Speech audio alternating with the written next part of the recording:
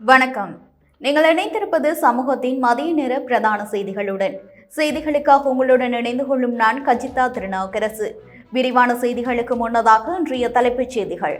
அதி உயர் அபாயமிக்க பகுதிகள் அடையாளம். கொழும்பு உள்ளிட்ட பல மாவட்ட மக்களுக்கு அவசர எச்சரிக்கை. பாதுகாப்பற்ற முறையில் தலைமன்னார் ரயில் சேவை. ரயில் நிலைய அதிபர்கள் சங்கம் கண்டனம். செம்மணி மனித புதைக்குழி. சிறுவனின் எலும்புக்கூடு ஆகஸ்ட் 4க்கு பின்னரே அகழ்வு.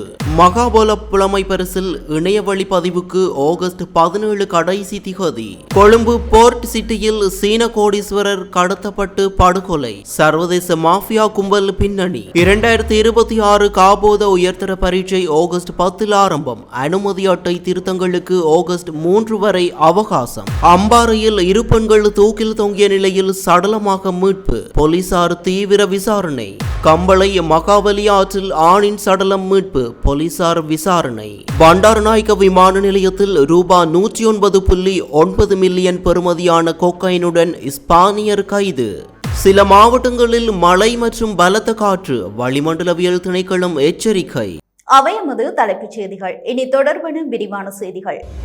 நாட்டில் டெங்கு காய்ச்சலால் பாதிக்கப்பட்டவர்களின் எண்ணிக்கை 80,000-ஐ கடந்துள்ளதாக தேசிய டெங்கு கட்டுப்பாட்டு பிரிவு தெரிவித்துள்ளது.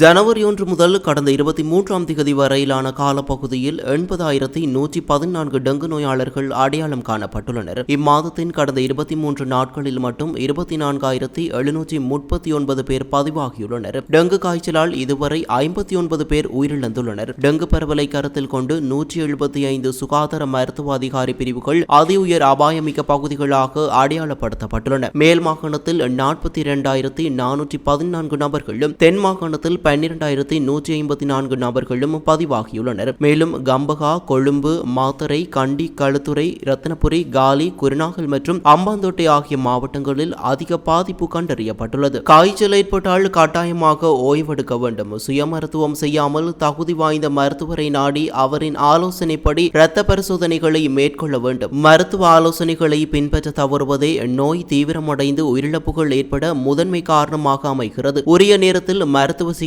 பெறுவதன் மூலம் மரணங்களை தடுக்க முடியும் என அறிவுறுத்தப்பட்டுள்ளது. பாரிஸ் வாழ் மக்களே, உங்களின் பேராதரவை பெற்ற கல்யாணி மற்றும் அன்னபூரணி தயாரிப்புகள் இப்போது இரு கிளைகளிலும். பிடி கேஷன் கரி லாச்சப்பல், பிடி சூப்பர் ஸ்டோர், ஹார்லி கோனஸ். பல மாதங்களாக மூடப்பட்டிருந்த தலைமன்னார் பாதையின் ரயில் சமிக்ஞை அமைப்பை சீரமைக்காமல் அமைச்சரின் பணிப்புரைக்கு அமைவாக அவசரமாக ரயில்களை இயக்குவதற்கு நடவடிக்கை எடுக்கப்பட்டுள்ளதாக ரயில் நிலைய அதிபர்கள் சங்கம் குற்றம் சாட்டியுள்ளது. பாதுகாப்பற்ற முறையில் இச்சேவையை மீண்டும் தொடங்குவதை ஏற்றுக்கொள்ள முடியாது என அச்சங்கத்தின் தலைவர் சுமேத சேமரத்ன தெரிவித்துள்ளார். மதவாட்சிக்கு அப்பால் நீண்ட காலமாக மூடப்பட்டிருந்த சமிக்ஞை அமைப்பு இன்னும் சீரமைக்கப்படாத நிலையிலேயே அதிகாலை வேளையில் ரயில்கள் இயக்கப்படுகின்றன. டித்வா சூறாவளி தாக்கி ஒரு வருடமாகியும் பயணிகள் வசதிகள் இன்னும் முழுமையாக சீரமைக்கப்படவில்லை. அதிகாரிகள் மற்றும் தொழிற்சங்கங்களின் நல்ல ஆலோசனைகளை கேட்காமல், சாதகமான பதில்களையும் வழங்காமல் அரசாங்கம் அவசர கதியில் ரயில்களை இயக்கி விபத்துகளுக்கு வழிவகுக்கிறது. இத்தகைய பாதுகாப்பற்ற நடைமுறைகளால் அசம்பாவிதங்கள் ஏதும் ஏற்பட்டால் அதற்கு பொறுப்பு கூறப்போவது யார் என்றும் அவர் கேள்வி எழுப்பியுள்ளார். எல்லை நிர்ணய ஆணைக்குழுவின் புதிய தலைவராக MK சமன்சிறி ரத்நாயக்க ஜனாதிபதி அனுரகுமார திசாநாயக்கவினால் நியமிக்கப்பட்டுள்ளார். அத்துடன் ஆணைக்குழுவின் ஏனைய உறுப்பினர்களான MP ரோஹன, புஷ்பகுமார மற்றும் K தவலிங்கம் ஆகியோர் நியமிக்கப்பட்டுள்ளனர். முந்தைய உறுப்பினர்களின் பதவிக்காலம் நிறைவடைந்ததால் ஏற்பட்ட வெற்றிடங்களுக்காகவே இந்த நியமனங்கள் வழங்கப்பட்டுள்ளன. இதற்கான நியமன கடிதங்களை ஜனாதிபதியின் செயலாளர் கலாநிதி நந்திக சனத் குமாநாயக்க நேற்று ஜனாதிபதி அலுவலகத்தில் வைத்து அவர்களிடம் கையளித்தார். செம்மணி மனித புதைகுழியில் அடையாளம் காணப்பட்ட மலை அங்கியுடனான சிறுவனின் எலும்புக்கூடு வரும் ஆகஸ்ட் 4ஆம் தேதிக்கு பின்னரே அகழ்ந்தெடுக்கப்பட உள்ளதாக சட்டத்தரணி VS நிரஞ்சன் தெரிவித்துள்ளார்.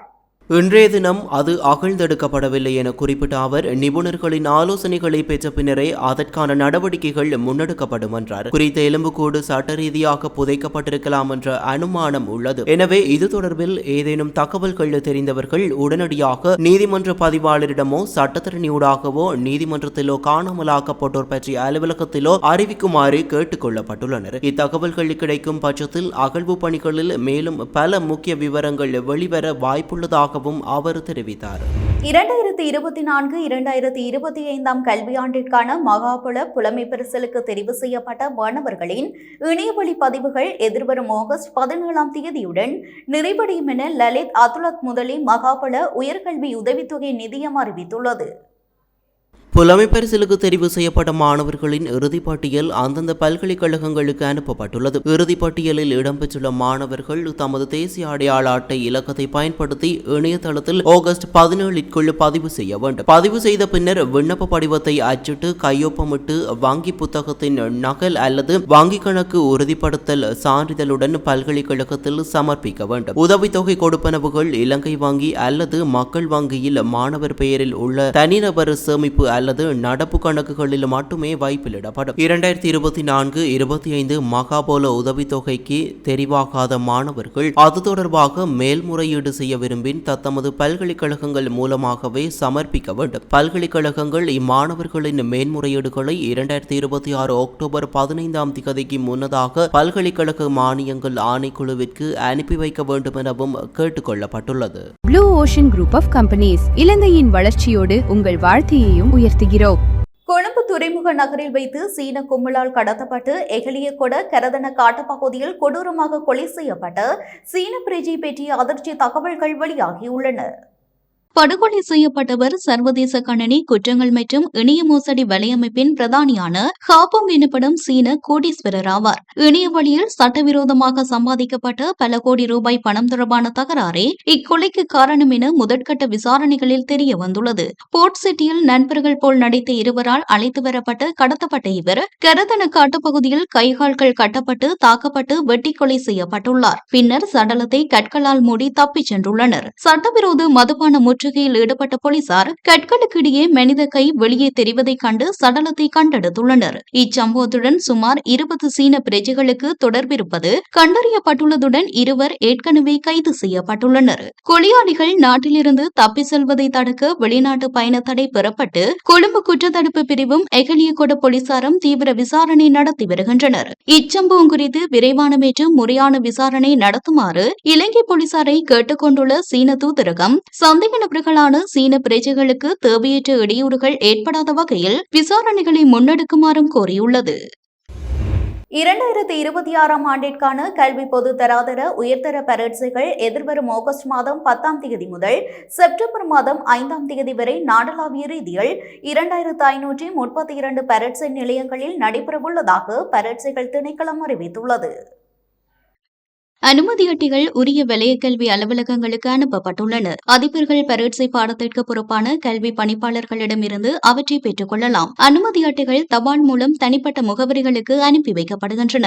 அனுமதி அட்டைகளில் ஏதேனும் திருத்தங்கள் இருப்பின் பரீட்சை திணைக்களத்தின் உத்தியோகபூர்வ இணையதளம் மூலம் மேற்கொள்ளலாம். அதிபர்கள் தமக்குரிய பயண பேர் மற்றும் கடவுச்சொல்லை பயன்படுத்தி திருத்தங்களை செய்யலாம். தனிப்பட்ட விண்ணப்பதாரர்கள் தமது தேசிய அடையாள அட்டை இலக்கத்தை உள்ளீடு செய்து திருத்தங்களை மேற்கொள்ள முடியும். திருத்தங்களை கொள்வதற்கான அவகாசம் ஆகஸ்ட் மாதம் 3ஆம் தேதி நள்ளிரவு 12 மணியுடன் நிறைவடையும். இந்த காலக்கெடு மீண்டும் நீடிக்கப்பட மாட்டாது என அறிவுறுத்தப்பட்டுள்ளது. அம்பாறை மாவட்டத்தின் இருவேறு பகுதிகளில் தூக்கில் தொங்கிய நிலையில் 2 பெண்களின் சடலங்கள் மீட்கப்பட்டு பிரேத பரிசோதனைகளின் பின்னர் உறவினர்களிடம் ஒப்படைக்கப்பட்டுள்ளன. மருதமுனை 6ஆம் பிரிவைச் சேர்ந்த தாபிக் சினாத்ரேனா என்ற பெண் கடந்த செவ்வாய் தனது வீட்டில் தூக்கில் தொங்கிய நிலையில் மீட்கப்பட்டார். இச்சம்பவம் குறித்து சமூக ஊடகங்களில் பரவிய விமர்சனங்களை தொடர்ந்து போலீசாரும் தடயவியல் பிரிவினரும் விசாரணைகளை தீவிரப்படுத்தியுள்ளனர். கல்முனை பதில் நீதிவான் ARM கலீலின் உத்தரவின் பேரில் அம்பாறை பொது வைத்தியசாலையில் பிரேத பரிசோதனை நடைபெற்றது. மரணத்திற்கான துல்லியமான காரணத்தை கண்டறிய உயிரியல் பாகங்கள் கொழும்பில் உள்ள அரச பகுப்பாய்வு திணைக்களத்திற்கு அனுப்பி வைக்கப்பட்டுள்ளன. கடந்த புதன் சடலம் உறவினர்களிடம் ஒப்படைக்கப்பட்ட நிலையில் பெரிய நீலாவணி போலீசார் மேலதிக விசாரணைகளை மேற்கொண்டு வருகின்றனர். இதேவேளை சம்மாந்துறை மஜீத்புரம் பகுதியைச் சேர்ந்த சிப்னா என்ற ஒரு பிள்ளையின் தாய் வியாழக்கிழமை தனது வீட்டில் தூக்கில் தொங்கிய நிலையில் சடலமாக மீட்கப்பட்டார். சம்மாந்துறை நீதிவான் நூருடின் முகமது சார்ஜூன் முன்னிலையில் மரண விசாரணை நடத்தப்பட்டு நேற்று சடலம் உறவினர்களிடம் ஒப்படைக்கப்பட்டது. உயிரிழந்த பெண்ணின் கணவர் வெளிநாட்டில் வசித்து வரும் நிலையில் மரணத்திற்கான பின்னணி குறித்து சம்மாந்துறை போலீசார் தீவிர விசாரணை நடத்தி வருகின்றனர். கம்பளி போலீஸ் பிரிவுக்குட்பட்ட போத்தலாப்பிட்டிய பாத்திமா கார்டன் பகுதி மகாவலி ஆற்றிலிருந்து சுமார் 48 வயதுடைய ஆண் ஒருவரின் சடலம் திடீரென மீட்கப்பட்டுள்ளது.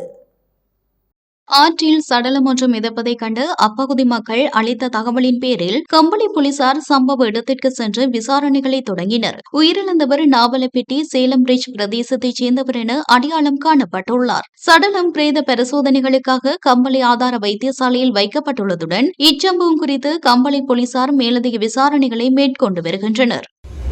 பண்டாரநாயக்க சர்வதேச விமான நிலையத்தில் தாமதமாக வந்த பயணப்பையில் மறைத்து வைக்கப்பட்டிருந்த சுமார் 2.2 கிலோகிராம் கொக்கைனுடன் ஸ்பானிய நாட்டு பிரஜை ஒருவரை இலங்கை சுங்கத்துறையினர் கைது செய்துள்ளனர்.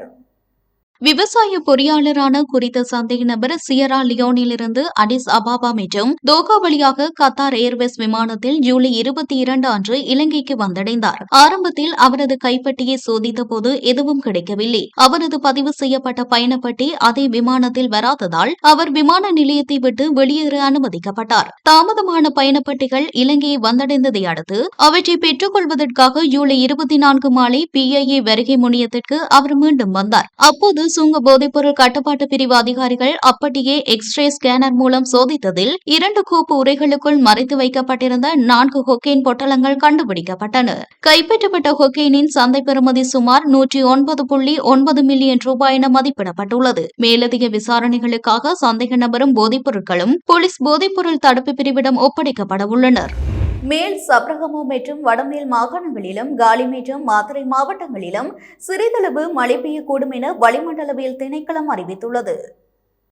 நாட்டின் ஏனைய பிரதேசங்களில் பிரதானமாக வறட்சியான வானிலையே நிலவும் என எதிர்பார்க்கப்படுகின்றது. அதேவேளை வடக்கு மற்றும் வடமத்திய மாகாணங்களிலும் ஹம்பாந்தோட்டை, திருகோணமலை மற்றும் புத்தளம் மாவட்டங்களிலும் அவ்வப்போது மணித்தியாலத்திற்கு 30 முதல் 40 கிலோமீட்டர் வேகத்தில் மிதமான பலத்த காற்று வீசக்கூடும் என்றும் திணைக்களம் மேலும் தெரிவித்துள்ளது. இத்துடன் நமது மதிய நேர பிரதான செய்திகள் நிறைவடைகின்றன. தொடர்ந்தும் சமூகத்துடன் இணைந்திருங்கள். வணக்கம். எமது RIP பேச்சுக்கு கிடைத்த மரண அறிவித்தல்கள்.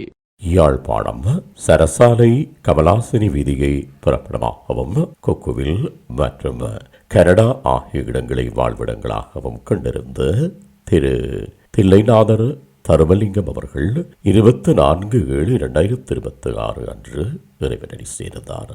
யாழ்ப்பாணம் அச்சுவேலியை புறப்படமாகவும் சுவிட்சர்லாந்து பேர்னை வதிப்பிடமாகவும் கொண்டிருந்த திருமதி தங்கவடிவேல் செல்வரதி வவாக்கா அவர்கள் 24/7/2026 வெள்ளிக்கிழமை அன்று இறைவனடி சேர்ந்தார். யாழ்ப்பாணம் மாவட்டபுரத்தை புறப்படமாகவும் ஜெர்மனியை வதிப்பிடமாகவும் கொண்டிருந்த திரு வரராஜசிங்கம் செல்வநாதன் அவர்கள் 24/7/2026 வெள்ளிக்கிழமை அன்று இறைவனடி சேர்ந்தார். யாழ்ப்பாணம் வல்வெட்டித்துறை நெடியகாட்டை புறப்படமாகவும் வல்வெட்டித்துறை முத்துமாரியம்மன் கோவிலடி மற்றும் வன்னிச்சியம்மன் கோவிலடி ஆகிய இடங்களை வாழ்விடங்களாகவும் கொண்டிருந்த தண்டபாணிக தேசிகர் மகாவள்ளியம்மா அவர்கள் 23/7/2026 வியாழக்கிழமை அன்று காலமானார். மேலே அறிவிக்கப்பட்ட அனைத்து மரண அறிவித்தல் இறுதிக்கிரியை பற்றிய தகவல்களை அறிந்து கொள்ள ரிப்டோட் பேஜை பார்வையிடுங்கள். இதற்கான லிங்க் கீழிருக்கும் டிஸ்கிரிப்ஷனில் பார்வையிடலாம். இது போன்ற செய்திகளை தெரிந்து கொள்ள சமூகம் நியூஸ் சேனலை சப்ஸ்கிரைப் செய்து அருகில் உள்ள பெல் பட்டனை கிளிக் செய்யுங்கள். மேலும் இது போன்ற செய்திகளை உடனுக்குடன் தெரிந்து கொள்ள சமூகமீடியா.com என்ற இணையதளத்தின் வாயிலாகவும் எங்களுடன் இணைந்திருங்கள்.